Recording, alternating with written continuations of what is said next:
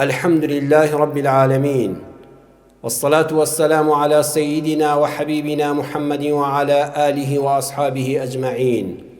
إمان دارانو خواناساني زور بەڕێز، ئەم جارەش گەیشتینەوە خزمەتتان لە جەژنێکی نوێدا، وەکو جەژنی پڕبەرەکەتی ڕەمەزان. هەموو ڕۆژانێکی هەینیش کە بە دیداری یەکتر شاد دەبینەوە، الحەمدولله بۆ ئێمە ئیماندار ئەهلی مزگەوت و خواناسی هەموو کاتێکمان جەژنە. وەڵڵاهی هەموو وتارێکی هەینی کە ئێمە ڕوبەڕووش لەگەڵ جەنابتاندا نەبین، بەڵام لەڕێی ئەم تۆڕە کۆمەڵایەتیانەوە، لەڕێی ئەم کەناڵانەوە خوا پاداشتیانداتەوە، لەگەڵ جەنابتاندا لە ماڵەکانتاندا هەر وەکو ماڵی خوا بەیەکەوە کۆبووینەوە، هەموو کاتەکان بۆ ئێمە جەژنێکە. یا ڕەبی جارێکی تر جەژن لە خۆتان و ماڵ و منداڵتان پیرۆز بێ ئەهلی ئیسلام. تاعەت و عیبادەتی مانگی پڕبەرەکەتمان لێ قبوڵ بوو بێ بە فەزڵ و ڕەحمەتی خوای گەورە. یا ڕەبی خوای پەروەردگار یارمەتیمان بدەی ئەوەی کەوا لە ڕەمەزانە کۆمان کردەوە بیکەین بە کردار لە دوای مانگی پڕبەرەکەتی ڕەمەزان. ئیماندارانی بەڕێز، پرسیارێکی گرنگ دەکرێت کە ئەوەیە ئایا کە ڕەمەزان تەواو بوو خواپەرستیش تەواو بوو؟ کەسانێک هەن الحەمدولله لەم ڕەمەزانەدا گەرم و گوڕیان کردە خوای پەروەردگار، ئاشنا بوون بە مزگەوت، بە تەراویح، بە وتاری شەوان و عەسران، بەڵام سەی دەکەیت لە دوای مانگی ڕەمەزان واز لە نوێژەکانی دێنێ. ئایا ڕەمەزان تەنها خواپەرستی لە ڕەمەزاندا دەکرێت کە جەژنمان کرد خواپەرستیش تەواو بوو؟ ئایا باڵاپۆشی لەچکی تۆی خوشکی موسڵمانم بەس پەیوەست بوو بە ڕەمەزانەکەوە؟ ناتخواوە مەکە خوشکە عەزیزەکەم، وەڵڵا برای خۆت خۆشی دەوی، وەڵڵا بۆ قیامەتی خۆت ئامۆژگاری و نەسیحەتی خەیرت دەکەم. کار لێ دەکەم ئەگەر لە ڕەمەزانە نیو لەچکت کردووە، ئێستا لە دوای ڕەمەزان بیکە بە لەچکی تەواو، چونکە چێژت لێبینیوە. ئەگەر لەچکی تەواوت کردووە، کار لێ دەکەم مەیکەوە بە نیو لەچک و فڕێ مەدە. ئەو لەچکە کە پەروەردگار لەسەری فەڕز کردووی و ناسنامەی تۆی ئافرەتی موسڵمانەوە پێی دەناسرێەوە لە ناو کۆمەڵگاکەدا، ئەو تاڵە گەوهەرینانە لە ئەڵماز بە نرخترن تاڵە قژێکت کە دەبێت داپۆشرێ و دڵنەخۆشان تەماشای نەکەن. غەیری باوک و برا و مێرد و ڕۆڵە و نەوەی خۆت نەبێ کە ڕوحی خۆیانت بە قوربان دەکەن، کەس مافی ئەوەی نەبێت تاڵێ لە قژی سەرت ببینێ. توخوا لەشکەکەت لامەدە، توخوا هەر لەشکی ڕەمەزانی مەکە، بەڵکو زیاتر دڵسۆزانە لە دوای ڕەمەزان توندی کە و باڵاپۆشیەکەت شەرعی ترکە. ئایا کە ڕەمەزان تەواو بوو زیکر و تەسبیحاتیش تەواو بێ؟ ئایا قورئان خوێندن، گوێگرتن لە قورئان لە ناو ماڵەکانماندا هەر پەیوەست بێ بە ڕەمەزانەوە؟ ئایا هاتوچۆی مزگەوت بۆ جەماعەتەکان، ئایا نوێژی بگەرم و گوڕی بەیانیانمان بە جەماعەت لە مزگەوت ئەبێت لە ڕۆژی جەژنەوە تەواو بێ؟ ئەبێ جارێکی تر زۆرێک لە مزگەوتەکان بێنازیان پێوە دیار بێت لە نوێژی عیشا و لە نوێژی بەیانیدا، وەکو جاران جمعیان لە گەنج و لاو، لە ژن و لە پیاو. نەخێر دەبێت لەم ڕۆوە لە یەکەم وتاری دوای مانگی ڕەمەزانەوە بەرهەمی ڕۆژی ڕەمەزانت دیار بێ. ئێستا ڕوونکردنەوەیەک بدەم بە جەنابتان. لە دنیادا زۆربەمان بەشداریمان کردووە لە خولی پەروەردەیی. ئەوانەی لە بواری پەروەردەدا کار دەکەن، وەزارەتی پەروەردە خولیان بۆ دەکاتەوە خولی پەروەردەیی، ڕاهێنانی پەروەردەیی، ڕاهێنان بۆ مامۆستایانی خوێندنگا، بۆ مامۆستایانی زانکۆ، بۆ مامۆستایانی وتارخوێنی مزگەوت. ئەوانەی لە بواری سەربازیدا کار دەکەن خولی سەربازیان هەیە، ئاشنا دەکرێن بە چەکە نوێیەکان، بە تەکنەلۆژیای نوێی جەنگی لەو دەورەیەدا. ئەوانەی کەوا لە بواری حیزبایەتیدا کار دەکەن خولی کادران هەیە، ئەوانەی لە بواری بازار سازیدا کار دەکەن خولی ئابووری هەیە، شارەزایان دەکەن بە بازارە نێودەوڵەتیەکان و ئاڵوگۆڕەکانی بواری ئابووری لە جیهاندا. بۆیە لە دوای خولەکە جا ئەو خولەکە دەکرێتەوە بۆ هەفتەیەک بێ، بۆ مانگێک بێ، بۆ 2 مانگ بێ، ئەبێ بەرهەمی خولەکە ببیندرێ و لە دەرەوەی خولەکە کە هەر کەسە ڕۆیشتەوە شوێنی خۆی کاری پێ بکرێ. ئەوەی پلەداری سەربازیە ئەچێتەوە بنکەی مەشقی خۆی لەگەڵ سەربازەکاندا، لەوێ بەکردار جێبەجێ دەکا. مامۆستای خوێندنگاکەتە تا مامۆستای زانکۆکە تا مامۆستا ئاینیەکەی سەر مینبەر ئەوەی لە خولەکەدا خوێندوویەتی و فێری بووە ئەچێتەوە لە مەیدانی کارکردنی خۆیدا بەکاری دێنێ. ئابووری ناسەکە بە هەمان شێوە کادری حیزبەکە لە ناو جەماوەرەکەدا ئەوەی فێری بووە خەڵکی پێکۆ دەکاتەوە بۆ حیزبەکەی خۆی.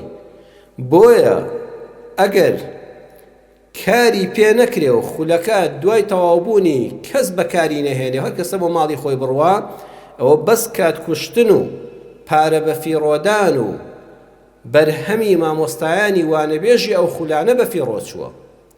مانگێک بەیەکەوە کۆبوونەوە و کاتەکەتان کوشت و پارەیەکیش زۆریش سرف کراوە لەو خولەدا و ڕەنج و تێکۆشان و ماندووبوون و وانەوتنەوەی مامۆستایانیش بە هەدەر چوو. ئەگەر ئەوانی بەشداری خولاکەیان کردووە لە مەیدانی کارە بەکاری نێنن. دەی وەڵڵاهی ئەم ڕەمەزانش بەڕێزان ڕێک ئەو دەورەیە ساڵی یەک جار خوای پەروەردگار دەورەیەکمان بۆ دەکاتەوە، دەورەی مانگی پڕ بەرەکەتی ڕەمەزان کە لەو مانگەدا دڵ و دەروونت پاک دەبێتەوە. بەڕاستی تۆ لە دەورەی مانگی پڕ بەرەکەتی ڕەمەزانە ئەگەر لە دوای مانگی پڕ بەرەکەتی ڕەمەزان واز لە خواپەرستیەکەت بێنی وەکو ئەو کەسە دەوای کە لە دەورەیەکا بووی کەواتە بەس کاتەکەت ڕۆی و هەروەها مەسرەفێکی زۆری مادی دڕۆی و هەوڵ و ماندووبوونی مامۆستاکانیشت بەزایەدا. ئێمە کە لە خولی مانگی پڕبەرەکەتی ڕەمەزانە بووین بەویست و ڕەحمەتی خوای گەورە ئەوەندە فێربووین بەشی 11 مانگی ترمان دەکا. نمونەیەکی ترتان بۆ بێنمەوە. جەنابن مۆبایلێکت پێیە ئەی خەیتە ژێر شەحنەوە، ئەگەر سعاتێک لە ژێر شەحندا بێ پاتریەکەی فول دەبێ، وزەی کارەباد وەرگرت واتە پارەیەکت سەرف کرد، هەروەها کاتت سەرف کرد و بە دیاریەوە بووی ئاگاداری بووی کە شەحنەکەی فول بوو. ئەم مۆبایلەکە 1 سعات لە ژێر شەحنا بووە جار هەیە 11 سعات کاری پێ دەکەی. ئەگەر مۆبایلەکەت تەنها لە ژێر شەحنا فولت کرد بەڵام تۆ هیچ کارێکت پێ نەکرد، هیچ پەیوەندیەکت پێوە نەکرد، هیچ لە تۆڕێکی کۆمەڵایەتیە بەکارت نەهێنا، هیچ زانستێکی فێر نەکردی، هیچ کارێکی بۆ ئاسان نەکردی، کەواتە بەس پاتریەکەت تەواو هیچ نییە، یعنی شەحنەکەت بە فیڕۆ ڕۆیشت. ئێمەش ئەم شەحنەی لە مانگی پڕبەرەکەتی ڕەمەزانە وەرمانگرتووە بە ئیزنی خوای گەورە بۆ 11 مانگی تر وەرمانگرتووە. کاری خوا هەمووی پڕحیکمەتە. وەڵڵا پێویستە ئەوەندەمان ئیمان تۆخ بوو بێتەوە کە بەشی 11 مانگی ترمان بکە. نەخوا نەخواستە پەنا بەخوای پەروەردگار لە دوای جەژنی ڕەمەزانەوە مرۆڤ وا بزانێت دینداریەکەش کۆتایی پێهات و تا 11 مانگی تر ڕوو لە مزگەوت نەکاتەوە، تا 11 مانگی تر پەنا بەخوا قورئانی ماڵەکەت نەکرێتەوە، لەچکەکەت دانەی خوشکەکەم و بیخەیتە شوێنی خۆیەوە حتا مەگەر لە نوێژە فەرزەکاندا لەگەڵ جلی نوێژەکەت جارشکە بەکاری بێنیەوە، نەیبێیتەوە دایرەکەت فەرمانگەکەت شوێنی کارەکەت ناو بازاڕەکە. ئێمە سێشت هەیە کە لە یەکەم وتاری دوای مانگی پڕبەرەکەتی ڕەمەزانە بە پێویستی دەزانم بۆ خۆم و بۆ جەنابتان ئامۆژگاری خۆمانی پێ بکەین. یاد خستنەوەیەک بێ بۆمان. 3 قد تخدر الضمير أو تصيبه بالصدأ. ئیمانداران ئاگادار بن، سێشت هەیە کەوا ویژدانت سڕ دەکات یان ژەنگی پێدێنێ و ژەنگ دای دەپۆشێ. جا مرۆڤ کە ویژدانی نەبوو ڕەحمی نابێ، سۆزی نابێ، میهرەبانی نابێ، بەزەیی لە دەست دەدا، ئەبێتە مرۆڤێکی ئەنانی خۆپەرست تەنها خۆی دەبینێ و چاوی خەڵکانی تر نابینێ و خەڵکی دەکاتە کەلەی سەریان دەکاتە پەیژە بۆ بەرزبوونەوەی خۆی، خیانت لە هەموو خەڵکی دەکات لە پێناوی خۆیدا. ئەم زەمیرە بەنج دەبێ، ئەم ویژدانە بەنج دەبێ. بەنجتان بینی وە سڕکردن کاتێک کە دکتۆرێک ئەندامێکی لاشەی نەخۆشەکە دەستکاری دەکا بۆی بە ئاسانی بیبڕێ و پیسی و نەخۆشیەکە لابەرێ، ئەو شوێنە بەنجێکی شوێنی لێدەدا یان بەنجێکی گشتی لە نەخۆشەکە دەدا. هەموو جەستەی پارچە پارچەکە ئەم نەخۆشاگای لە خۆی نییە. وەڵڵاهی ئەم سێشتەش بەڕێزان ویژدانی مرۆڤ ئاوا سڕ دەکەن. وەختێ بەنجەکە بەریدا سڕکردنەکە بەریدا ئای بە ئاگادێتەوە چیم بەخۆم کرد، ئەمجا هەز بە ئازار و برینەکانی دەکا. یان زانایان دەڵێن وەکو ئاسنێکی وایە، ئاسنێکی ساغ وایە، بەڵام ئەم سێشتە ژەنگی پێدەکا. ئاسنەکە ڕەنگێکی جوان و ئەلەمینیۆمی پاکی هەبوو، بەڵام ئاسنەکە ژەنگی دەکا و کونی دەکا و دەیڕزێنێ، ڕەنگێکی ناشرینی دەداتێ، بە ژەنگ دای دەپۆشێ. ئەو سێشتەش یەکەمیان ئەلمال، ماڵ و سەروەت و سامان.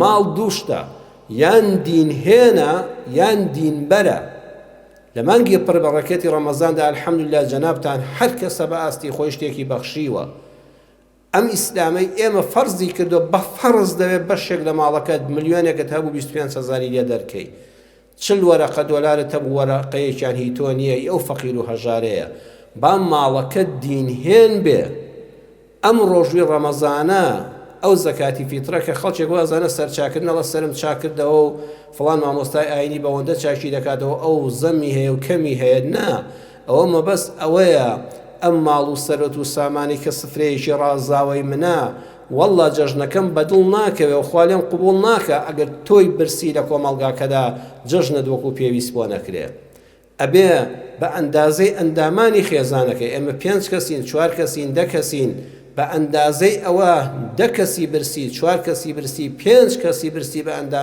بە ئەندازەی خێزانەکانی خۆمان ئەندامانی خێزانی خۆمان هەژارێکیش سفرەی جێژنەکەی ڕازاوە بێ بۆیە ماڵ و سەروەت و سامان زۆر کەسی بەنج کردووە ئەبینی ئەو دەوڵەمەندە چۆن غەژ لە میلەتەکە دەکا چۆن شتی ئەکسپاری وڵاتان دێنێ چۆن ئەو ئەشیا کارەباییە دێنێ کە ماڵەکان دەکا بە ئاگەر بە ماوەیەکی کەم بەڵام قازانجێکی زۆر بۆ ئەو دەوڵەمەندە ئەوە وجدانی سڕ بووە سڕ پارە ماڵی دنیا دینبەرە ئەگە وریانەبی کە کەوتی حرامەوە بەنجت دەکا یان ژەنگی پێ دەکا دووەمیان ئەسسوڵتە دەسەڵات پلە و پۆست هەر ئەو کەسە شۆڕژگێڕەی دوێنەیە ئەمڕۆ کە چۆکسە کورسی دەسەڵات سەیرەکەی هاوڕێکەی خۆی ناناسێ ماڵ و منداڵی شەهیدەکەی هاوڕێی خۆی ناناسێ خەڵک پێی سەیرە دەڵێ بۆ وای لێهات بەڕێزان پلە و مەنسەب چوونە سەر ئەو مێزە و واژوێک بە قەڵەمەکەی تۆ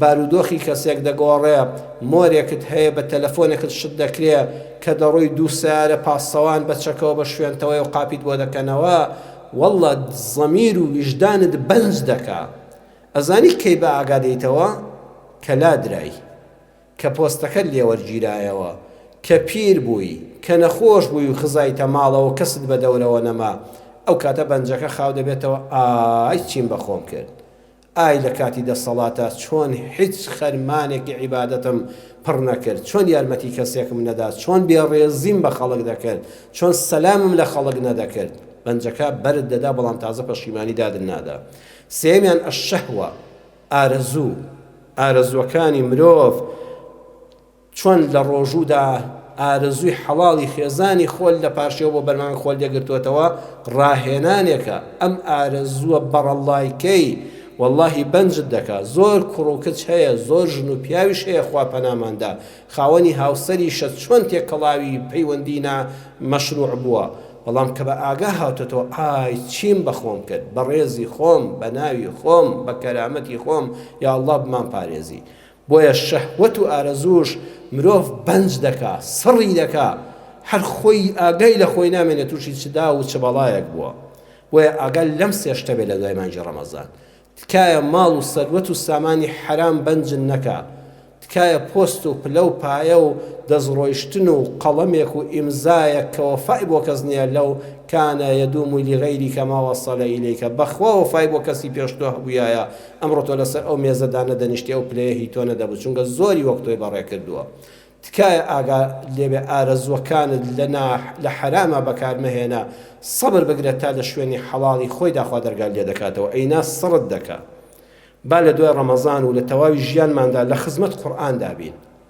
ئێمە شەر نییە هەموو ڕۆژێ ختمێکمان پێ بکرێ من لەم وتارەدا 3 ئاەتی قورئانی عەرزی جەنابتان دەکەم بیری خۆم و ئێوەی دەخەمەوە 3 ئاەت چارەسەری گرفتە دەرونیەکانمان دەکا وەڵڵی ئەمڕۆ خەڵک هەمووی دڵناڕەحەتە بەداخەوە هەمووی گرفتی دەرونی هەیە ئەگەر دەتەوێت گرفتە دەرونیەکانت چارەسەر بن پەنا بۆ ئەم 3 ئاەتە قورئانیە بەرە یەکەمیان داوی مراقبەتە الناس ئای ئەو دەردەی کە هەمومانی گرتوێتەوە چۆن چاودێری خەڵک دەکەین چۆن بە وردبین و بە دووربین خەریکی عیبی خەڵکین کەسی سەیرێکی خۆمان ناکەین ئاوە سەیرێکی خۆمان کەین خۆ من لاشم هەمووی پیسی و عیبیە پەروەردگار بە یەک ئاەتی قورئان ئەو نەخۆشیە گەورەمان چارەسەر دەکا چاودێریکردنی ژیانی خەڵک نووسین لەسەر خەڵک، کۆمێت نووسینی ناشرین لەسەر ژیانی خەڵک، لەسەر بۆچوونی خەڵک.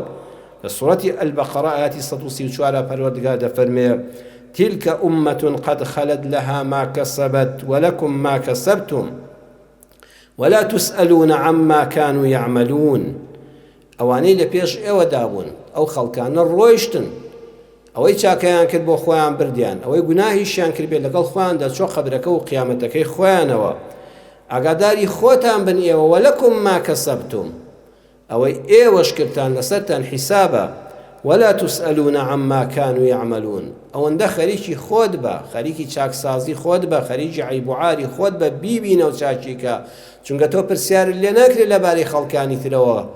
والله پرسیار لێ ناکرێ، بەس پرسیاری دووشت لێ دەکرێت، پرسیاری ئەوەی ئەگەر دەمت پێگەی بۆ نەسیحەتی خێرن نەکرد، ئەویش نەسیحەت نەک فەضیحەت.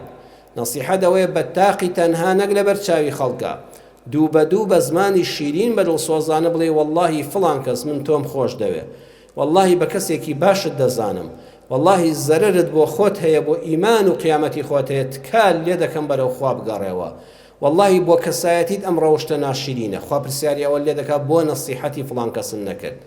قورئان نافەرمێ ولا تسألون عما كانوا يعملون، پرسیار لێ ناکرێت لەبارەی کار و کردەوەی خەڵکەوە بێدەنگ بە، حەقی کەسن نەبێ، نە، ئەوەی کە دەمت پێ ڕادەگەی، دەستت پێ ڕادەگەی، ئەتزانی گوێت لێ دەگرێ، ڕێزت لێ دەگرێ، بۆ چوونەکەت بە هەند وەردەگرێ، نەسیحەتی بکە.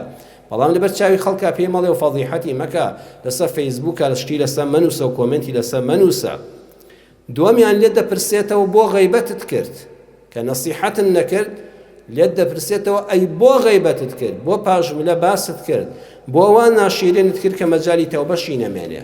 بۆیە ئاەتی یەکەم کە نەسیحەت و ئامۆژگاریمان دەکات پێمان دەڵێ ئاگاد لە خۆت بێ، وەعەز لە چاودێریکردنی خەڵک بێنە، واللهی ئەوەی بە ژیانی خەڵکەوە ماندوو نەبێ، واللهی خوا لە نەخۆشیە دەرونیەکان دەیپارێزێ. بڕواتان هەبێ زۆربەی دڵتەنگی مرۆڤ، نەخۆشی ناوناخ، بیرکردنەوەی خراپ، دڵتەنگی یەکێ لە هۆکارەکانی پەیوەستە بەوەی دایمەت چاوت لەسەر ژیانی خەڵک بێ. وەعەز لە خەڵک بێنە، ئیلا بە نەسیحەت نەبێ بە دڵسۆزانە، خۆ پارێزە لەوەی غەیبەتی کەی، خەریکی خۆت و چاکسازی نەفسی خۆت بە. دووەمیان ئەلیەئس، خەڵکی زۆر ئەمڕۆ تووشی ناومێدی بۆ بەداخەوە. خەڵک وا دەبینێ زۆر گەنج دەبینی، خوێندەوارە، والله هەبووشە، لەسەر گرفتێکی بچووکی ژیان ئەبینی خۆی لە بیرێکا دەبینێ، ئەم گۆی زەویە، ئەم گەردونە فراوانە بەدەمی بیرەکە دەبینێ. کەسێ بیخە بیرێکی قوڵەوە 10 مەتر یان 11 مەتر بچێتە خوارەوە، کە سەر هەڵدەبڕێ ئەم زەویە فراوانە، ئەم گۆی زەویە، ئەم ئاسمان و گەردونە بەس بە ئەوەندە دەبینێ، وەکو ئاوێنەیەک، بەس تۆزە ڕووناکی لەسەرەوە هەیە. نا وەرە دەرەوە کاکە، وەرە دەرەوە بڕۆستە لووتکەی شاخێک لە بەهارە، سەیر کە دنیا چ گوڵ و گوڵزارێکە، کاکە تۆ لە بیرەکە وەرە دەرەوە، وەرە خۆت بسپێرە بە خوای پەروەردگار، تۆ خاوەنەکەت ئەڵڵایە سوبحانەه وتەعالا. بۆ دەردی ناومێدی کە چۆکت پێ نادانەدا و ناومێدن نەکا لە ژیان، ئەم ئاەتە قورئانی سوورەتی مەریەم ئاەتی ژمارە 9 قال ربك هو علي هين، پەروەردگار دەفەرمێ هەموو شتێک بۆ پەروەردگاری تۆ زۆر زۆر ئاسانە. ئەو کەسەی وا دەزانی کێشەکەت قەت چارەسەر ناکرێ، بەس بیر لەم ئاەتە قورئانیە بکەوە، بەڵێنی خوایە قال ربك هو علي هين، پەروەردگاری تۆ دەفەرمێ ئەمە بەلای منەوە زۆر زۆر ئاسانە، زۆر ئاسانە. جاخوا ئەم ئاەتەی لەکوێدا باس کردووە؟ لە سوورەتی مەریەمە، لە باسی پێغەمبەر زەکەریادا. ئەستەمی ئەستەمەکان ئەوەیە پیرەمێردێکی بە ساڵاچوو مووی ڕەش لەسەریان نەماوە، لە پیریانە لەرزۆک بۆ و ئێسقانەکانی تواونەوە، ئێسقان دوام مادەی لەشی مرۆڤە کە بێهێز دەبێت. ژنێک نەزۆکە، یعنی هەموو حەکیم و دکتۆرەکان پێیان وتۆ تۆ قەت منداڵت نابێ. کاتێک کە پەروەردگار دوعاکانی وەردەگرێ و دەفەرمێ مناڵت دەبێت، دڵە خوایە چۆن؟ یعنی زەکەریا پێغەمبەر، ئەو پێغەمبەرە پایەبەرزە تووشی سەر سوڵمان دەبێت، کورد دەڵێ تووشی شۆک دەبێت. خوا دەفەرمێ قال ربك هو علي هين، فریشتەکە پێی دەڵێ پەروەردگارت ئەوەی زۆر بەلاوە ئاسانە. خوا عەزیزەکەم، براو خوشکی مسلمان، کوڕی کچی مسلمان، وا دەزانی کێشەی تۆ ئەوەندە گەورەیە نەبەخوا ناگاتە گرفتەکەی زەکەریا و خێزانەکەی. واللهی پەروەردگار لە سوورەتی مەریەمە ئەمایەتەی هێناوە. مەریەم کاتێک کە شووی نەکردو و دەستی نامەحرەمێکی بەرنەکەوتووە بە فەرمانێکی کون فەیەکونی پەروەردگار منداڵی دەبێ. کارەکەی تۆ بەقەدەر بوونی منداڵ چوونە ناوسکی ڕەحەمی منداڵێک بۆ ناو ئافرەتێکی کچێکی پاکداوێنی وەکو مەریەم ئەوە ئەستەمە؟ نەوەڵڵا نەوەڵڵا قەت شتی وا مستەحیل نییە. ئەوەی تۆ هەر هیچ نییە لە چاو ئەوەدا. خوا لە سوورەتی مەریەمە باسی کردووی پشت بەخوا ببەستە ئەم ئاەتە بخوێنەوە قال ربك هو علي هين والله دردي ناومێدیمان چارەسەر دەکا. سێیەم ئەلەم فەواتی الفورسەتی زۆر شت هەیە هەلێکە لەبەر دەمتا بۆت هەڵکەوتۆ لە دەستت چووە. کچێکی بەڕێز کاتێک کە هەلی هاوسەرگیری لە دەست دەدا و نازانێکەوە دنیا کۆتایی پێ هاتووە، ئەو فرسەتە لە دەستدا پەروەردگار دڵنەواییمان دەکا ئازاری لە دەستچوونی هەلەکان بەم ئاەتە قورئانیە جێبەجێکە. عسى ربنا أن يبدلنا خيرا منها لە سوورەتی ئەلقەلەم ئاەتی 32دا پەروەردگار دەفەرمێ ومێدەوارین خوای پەروەردگار باشتر لەمەمان پێ ببەخشێ. وەکو عەرزم کردن گەنجێکە لە کچێک لە کوڕێک کەوە هەلی هاوسەرگیری لە دەستدا کەسێکی مامەڵە چییە و مامەڵەکەی ئەویست بیکە خێرێکی گەورەی تێدا بوو بەڵام بۆی نەگونجا بەڵام لە دەستی چوو ئەم قازانجەی بەدەست نەهێنا. کەسێک هاوڕێیەکی هەیە هاوڕێیەکەی بەداخەوە هاوڕێی نیوەڕێ بوو زۆر بە ناجوامێرانە دوولدەڕی جەناوتان بەجێ هێشتی زۆر متمانەت پێی بوو زۆر پشتت پێ دەبەست کەچی ئەو وانە بوو. خوای پەروەردگار دەفەرمێ ئەمە ئازاری دڵ و دەروونت دەدا دڵ و دەرونی خۆت ئاسوودە بکە بەم ئاەتە قورئانیە عسى ربنا أن يبدلنا خيرا منها. ئێمە ئومێدەوارین پەروەردگار باشتر لەمەمان پێ ببەخشێ. جا بەڕێزان سەیری وردی قورئانەکەکەن دەفەرمێ خيرا منها نەک وەکو ئەوە دەداتێ ئەوەی لە دەستت چووە خوا بفەرمێ قەرەبوود بۆ دەکەمەوە بە شتێکی ئاوا وەکو خۆی نە دڵنیا بە خيرا منها زۆر باشتر لەوە دەداتێ لەوە باشترت دەداتێ. ئێمە ئەم قورئانە بەڕێزان با هەمیشە لە خزمەتی دابین. ئەو سێ نەخۆشی کەوا باسمان کرد ئەم ئاەتە قورئانیانە با ئاگامان لێیان بێ لانی کەم ئەم سێ بنەما قورئانیە واللهی چارەسەری کێشەکانمان دەکا. لە خزمەت قورئان دابن وەکو چۆن لە مانگی پڕبەرەکەتی ڕەمەزاندا لە خزمەتی دابووین. والله کێشەی ئەم میلەتی کوردە ئەم ئومەتی ئیسلامە ئەم مرۆڤایەتیە بەگشتی هەر بەم ئیسلامە حەل دەکرێ. هەر دەبێ بگەڕێنەوە خزمەت ئەو قورئانەی کە تاکە کتێبی سەرزەویە وەکو خۆی ماوەتەوە تاکە کتێبی سەرزەویە لە بەرگەوە بۆ بەرگ بیخوێنەوە و لا ڕەیبە هیچ گومان و شکی تێدا نییە. یا الله تاعەت و عیبادەتی مانگی پڕ بەرەکەتی ڕەمەزانت لێ قبوڵ کردبین. یا الله ئەوەی کەوا وەرمان گرت فێری بووین شەحنی ئیمانمان بوو لە مانگی پڕ بەرەکەتی ڕەمەزانە. یا الله لە دوای مانگی پڕ بەرەکەتی ڕەمەزان لێی زیاد کەین و لێی کەم نەکەینەوە. یا ربی خوای پەروەردگار ڕێنمایی کارمان بی بۆ ڕێگەی ڕاست. اللهم أرنا الحق حقا وارزقنا اتباعه. پەروەردگارە ڕێنماییمان بکەی بۆ ڕێگا ڕاستەکە و هەروەها شوێنیشی بکەوین حەق بناسین و شوێنی بکەوین وأرنا الباطل باطلا وارزقنا اجتنابه.